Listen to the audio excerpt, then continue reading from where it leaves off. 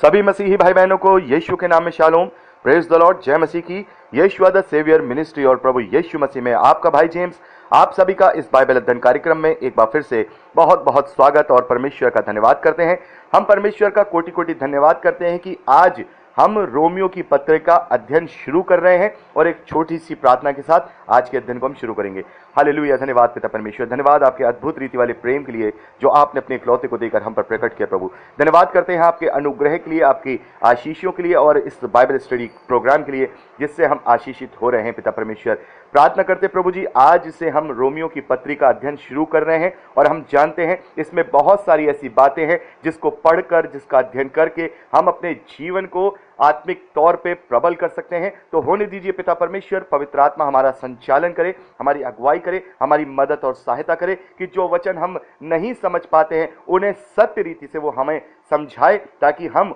उसको समझ करके तेरे ग्रहण योग्य बन सके। पिता परमेश्वर सारा आदर महिमा देते हैं, इस प्रार्थना विनती निवेदन को यीशु के सामर्थी नाम में मांगते हैं, आमीन।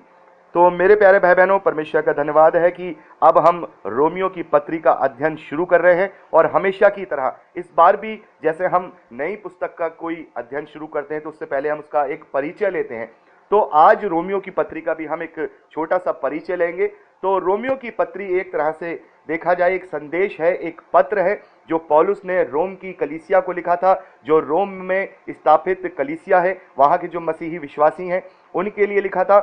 पौलुस रोम जाना चाहते थे लेकिन किसी कारणवश वो रोम नहीं जा पा रहे थे, तो ये जो पत्र लिखा है वहाँ के विश्वासियों के लिए, तो इस बात को प्रशस्त करने के लिए लिखा है कि जब वो वहाँ जाएं तो वो जो बातें उन्हें वो सिखाना चाहते हैं प्रभु की बातों में से वो पहले से जाने और वो तैयार हों और उनकी सहायता से फिर वो आगे के लिए यानी यूरोप के लिए निकलें और वहाँ पर प्रभु का प्रचार करें। तो ये पत्री इसी संदर्भ में लिखी गई थी। और जब हम इस पत्री को पढ़ते हैं तो इस पत्री का जो मूल उद्देश्य है लिखने का वो ये है कि चाहे कोई यहूदी है चाहे वो यूनानी है, सभी को परमेश्वर से मेल करना जरूरी है, उसका उद्धार जरूरी है। और कोई भी व्यक्ति उद्धार प्राप्त नहीं कर सकता क्योंकि वो पापी है और हर एक ने पाप किया है और कोई भी धर्मी नहीं है। और यदि हम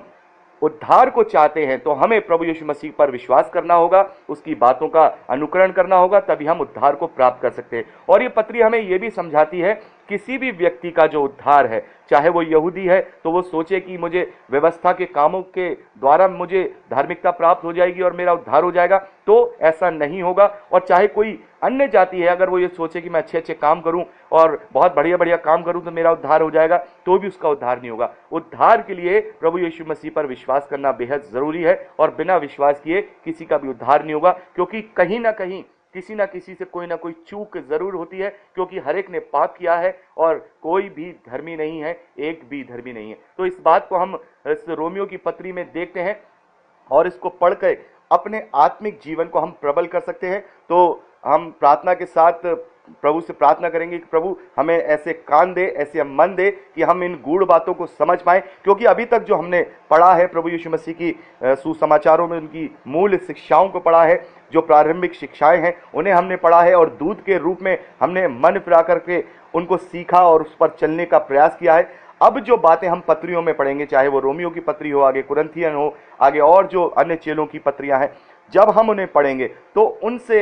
उनको पढ़ करके हम उनका विस्तृत रूप, जो प्रभु यीशु मसीह की शिक्षाएं मिली हैं हमें, उसका विस्तार पूर्वक रूप हम वहां देखते हैं और हम अपने जीवन के चाल चलन को, कलीसिया के आचरण को और अपना जो मसीही जीवन है वो किस प्रकार से व्यतीत कर सकते हैं, अपने आत्मिक उन्नति का स्तर हम कैसे उठा सकते हैं, इन सब बातों को हम इन पत्रियों में देखते हैं। और बहुत सारे सवाल, चाहे वो हमारे पर्सनली लाइफ के हों, चाहे वो कलीसिया के हों, चाहे धार्मिकता को लेकर के हों, बहुत सारे ऐसे सवाल हैं जिनके जवाब भी हमें इन पत्रियों में मिलते हैं। और एक तरह से देखा जाए तो ये वार्तालाप है उन सिखाने वालों के और सीखने वालों के बीच में, जो सीखना चाहते हैं और जो सिखा रहे हैं उनके बीच में ये वार्तालाप है जो पवित्र आत्मा की सामर्थ से उन्होंने उन्हें लिखा है ताकि वो अपनी आत्मिक उन्नति को कर पाए। तो इसी प्रकार से हम इन पत्रियों का अध्ययन करेंगे ताकि हम भी अपनी आत्मिक उन्नति का स्तर बढ़ा सके और हम अपना मेल परमेश्वर से कर सके। तो चलिए अपने अध्ययन को शुरू करते हैं, रोमियो की पत्री का अध्ययन। और ये अध्ययन